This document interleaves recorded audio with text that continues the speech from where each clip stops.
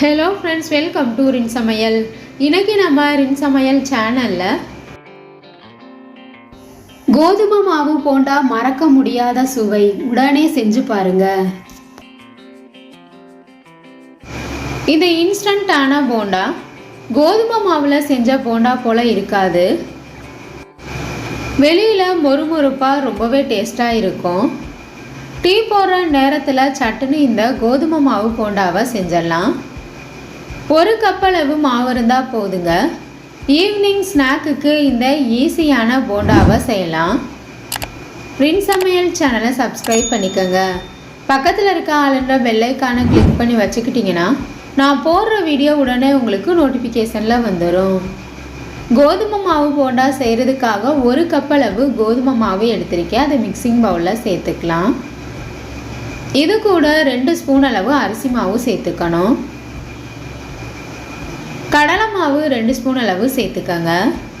தேவையான அளவு உப்பு. எந்த கப்பில் மாவுளந்து எடுத்தோமோ அதே கப்பில் 1/4 கப் அளவு தயிர் எடுத்துக்கணும். நம்ம சேர்த்துருக்க எல்லா பொருட்களையும் தண்ணி சேர்க்கறதுக்கு முன்னாடி நல்லா கலந்துடலாம். தயிரில் ஈரப்பதம் இருக்கனால நல்லா கலந்ததுக்கு அப்புறமா எந்தளவு தண்ணி தேவைப்படுதோ அதுக்கு தகுந்த மாதிரி தண்ணி சேர்த்து மாவை கட்டிகள் இல்லாமல் பிசைஞ்சிக்கலாம்.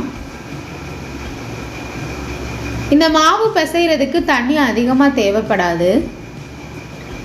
1/2 கப் அளவு தண்ணி தான் எனக்கு தேவைப்பட்டுச்சு. கொஞ்சம் கொஞ்சமாக சேர்த்துட்டு மாவை கட்டிகள் இல்லாமல் கரைச்சி எடுத்துக்கணும். கோதுமை மாவில் செஞ்ச போண்டாவா இதுன்னு கேட்பாங்க. அந்தளவு இந்த போண்டா வெளியில் மொறுமொறுப்பாக சாப்பிட்றதுக்கு ரொம்பவே டேஸ்ட்டாக இருக்கும். கட்டிகள் இல்லாமல் மாவை நல்லா கரைச்சி எடுத்தாச்சு. மாவை எடுத்து ஊற்றும் போது இந்தளவு பதத்தில் இருக்கணும். மூடி போட்டு 10 நிமிஷத்துக்கு அப்படியே வச்சிடலாம். 10 நிமிஷமாக மாவு ஊறிடுச்சு. கலருக்காக 1/4 ஸ்பூன் அளவு மஞ்சள் தூள் சேர்த்துக்கலாம். விருப்பப்பட்டால் சேர்த்துக்கங்க. சீரகம் 1/4 ஸ்பூன், பொடியாக நறுக்குன பெரிய வெங்காயம், கொத்தமல்லி இலைகளை பொடிசாக கட் பண்ணிவிட்டு சேர்த்துக்கணும். இது கூட காரத்துக்காக பச்சை மிளகாயை பொடிசாக கட் பண்ணி வச்சுருக்கேன், அதையும் சேர்த்துக்கலாம். பொடிசாக கட் பண்ண கருவேப்பிலை, 1/2 ஸ்பூன் அளவு மிளகாய்த்தூள் சேர்த்துக்கணும். காரம் உங்களுக்கு எந்தளவு தேவையோ அதுக்கு தகுந்த மாதிரி சேர்த்துக்கங்க. இது கூட 1/4 ஸ்பூன் அளவு ஆப்ப சோடா சேர்த்துக்கலாம். பெருங்காயத்தூள் 1/4 ஸ்பூன் சேர்த்துக்கணும். நாம் சேர்த்துருக்க எல்லா பொருட்களையும் நல்லா மிக்ஸ் பண்ணிக்கணும். ஆப்ப சோடா சேர்த்து செய்கிறனால இன்ஸ்டண்ட்டாக இந்த போண்டாவை செஞ்சிடலாம். எவ்வளோ நேரம் ஆனாலும் சாஃப்டாக இருக்கும். வெளியில் மொறுமொறுப்பாக இருக்கும். அரிசி மாவு சேர்த்து செய்கிறனால இந்த போண்டா மொறுமொறுப்பாக சாப்பிட்றதுக்கு ரொம்பவே டேஸ்ட்டாக இருக்கும். ஈவினிங் டயத்தில் டீ கூட வச்சு சாப்பிட்றதுக்கு ஈஸியான டீ டைம் ஸ்நாக் ரெசிபி. இப்போ நமக்கு போண்டா மாவு ரெடி ஆயிடுச்சு. கையில் எடுத்து போடும்போது இந்த மாதிரி உருண்டையாக ஈஸியாக விழுகணும். ஒரு கடாயில் போண்டாவை பொரிக்கிறதுக்கு தேவையான அளவு எண்ணெய் எடுத்துக்கோங்க.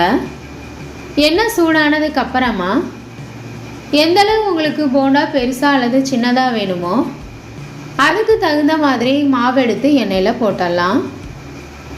நான் இன்றைக்கி மீடியமான அளவில் தான் போண்டாவை சுட்டெடுக்க போகிறேன். போண்டாக்களை எண்ணெயில் சேர்த்த உடனே கிண்டி விட்டுறாதீங்க. லைட்டாக வெந்ததுக்கு அப்புறமா எல்லாத்தையும் திருப்பி விட்டுடலாம். அடுப்பு மீடியம் ஃப்ளேம்லேயே வச்சு பொரிச்சுக்கணும். ஹை ஃப்ளேமில் வச்சோம்னா வெளியில் சீக்கிரமாக கலர் மாறிடும், உள்ளுக்குள்ளே வேகாமல் இருக்கும்.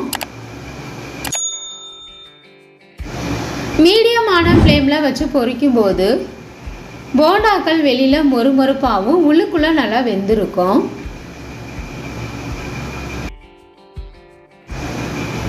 ஒரு கப் அளவு கோதுமை மாவு இருந்தால் போதுங்க.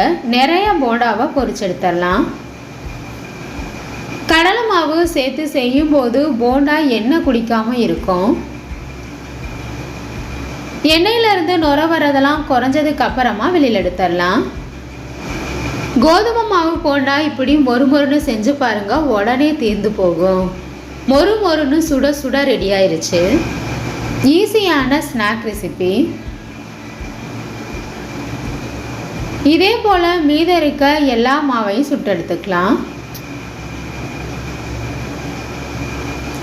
ஒரு தடவை இந்த மாதிரி கோதுமை போண்டா வீட்டில் செஞ்சோம்னா எல்லாருமே விரும்பி சாப்பிடுவாங்க. கடைகளில் வாங்கி சாப்பிட்றது போலவே இருக்கும். ஈஸியான டீ டைம் ஸ்நாக் ரெசிபியான கோதுமை மாவு போண்டா உங்களுக்கு பிடிச்சிருந்ததுன்னா ரின் சமையல் சேனலை சப்ஸ்கிரைப் பண்ணிக்கோங்க ஃப்ரெண்ட்ஸ்.